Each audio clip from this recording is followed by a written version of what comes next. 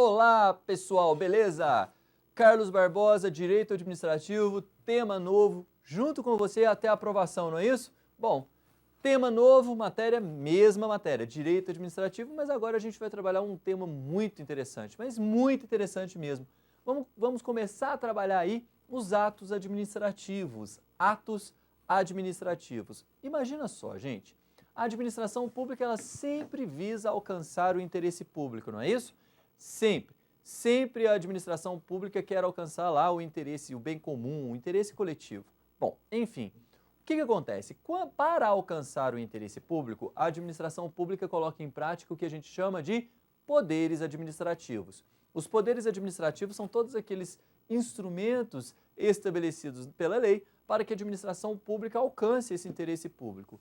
Todas as vezes que a administração pública exerce esses poderes administrativos, o resultado disso é a geração dos atos administrativos. Os atos administrativos, então, é o resultado do exercício dos poderes administrativos. Mas isso não é o suficiente. É necessário que a gente entenda ato administrativo através desses tópicos aqui: conceito, natureza e diferenças. É importante a gente diferenciar, é importante a gente descobrir a natureza do ato administrativo e é importante, primeiramente, antes de qualquer coisa, conceituar ato administrativo. Então vamos lá.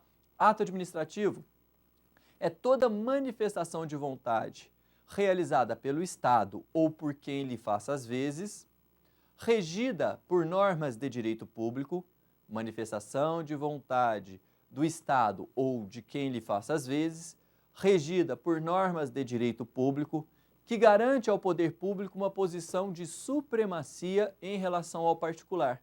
Que garante ao poder público uma posição de supremacia em relação ao particular. Gente, ato administrativo, primeiramente, é uma manifestação de vontade. É uma manifestação de vontade do poder público, de colocar em práticas as ferramentas para fazer valer o quê? O interesse coletivo. Manifestação de vontade do Estado ou de quem lhe faça as vezes.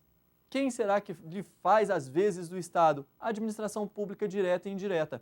A administração pública direta e indireta elas praticam atos administrativos, elas manifestam a sua vontade e colocam em prática esses atos administrativos. Mas atenção, essa manifestação de vontade é uma manifestação de vontade regida por normas de direito público, garantindo à administração pública o quê? Uma posição de supremacia. É justamente as normas de direito público que garantem à administração pública uma posição de supremacia em relação ao particular. Ah, professor, então a administração pública ela está numa posição superior, mas isso daí não viola a isonomia, não? Não. O regime jurídico administrativo se baseia no princípio da supremacia do interesse público. E se o interesse público é superior ao interesse privado, obviamente a administração pública tem que ter certas vantagens que o particular não possua. Tá? Então essas vantagens que a administração pública tem e o particular não possui, essas vantagens faz com que o ato praticado com manifestação de vontade do Estado regidas por normas de direito público seja considerado um ato administrativo. O ato administrativo, então, é todo esse ato que a administração pública pratica, estando a administração pública numa posição suprema em relação ao destinatário. O destinatário está numa posição uma pior posição do que a administração pública. Exemplo, olha só, administração pública e particular. A administração pública vai e desapropria a casa pertencente ao administrado. Ela desapropria a casa, que é um ato administrativo, e o particular, ele não pode questionar isso, não pode questionar o mérito da desapropriação, pode, obviamente, questionar outros elementos, mas não o mérito da desapropriação. Por quê? Porque a administração pública desapropria sempre para colocar em prática o interesse público, ou para construir uma escola, ou para ampliar a avenida, derruba a casa para ampliar a avenida. Existe uma desapropriação visando o interesse público e por isso ele não pode questionar. O mérito é inquestionável. Outros elementos, tipo o valor da desapropriação, o valor pago como indenização, claro, isso daí pode ser questionado, mas não o mérito, porque o mérito faz parte do critério da administração pública. A administração pública é que analisa esse mérito. Bom, se a administração pública manifesta a vontade numa posição suprema em virtude das normas de direito público, qual é a natureza jurídica? Qual a natureza do ato administrativo? Gente, ato administrativo é ato jurídico. A natureza do ato administrativo é um ato jurídico. O que isso significa? O que significa falar que o ato administrativo é um ato jurídico? Todo ato jurídico decorre da manifestação de vontade de alguém que acaba repercutindo na lei, ou seja, ato jurídico é todo ato, toda manifestação de vontade cujos efeitos são estabelecidos pela lei. A lei estabelece os efeitos da manifestação de vontade. É o caso aqui do nosso exemplo, tá? É o caso da desapropriação.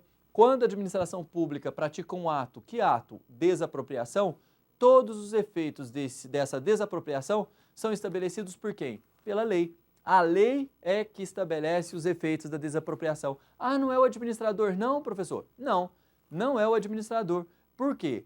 Ele desapropria, mas os efeitos estão estabelecidos na lei. Todos. Tranquilo? Assim sendo, o ato administrativo ele tem como natureza jurídica é ato jurídico. A natureza jurídica do ato administrativo é ato jurídico, da forma que eu expliquei aqui. Mas muito cuidado. Por quê?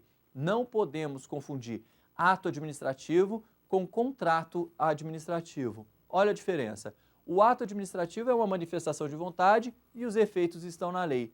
O contrato administrativo é diferente. Por quê? Porque existe uma manifestação de vontade, mas quem estabelece os efeitos do negócio jurídico, quem estabelece os efeitos do contrato, não é a lei. Quem estabelece são as próprias partes. No caso dos contratos administrativos, quem estipula os efeitos do contrato administrativo é a própria administração pública e não a lei.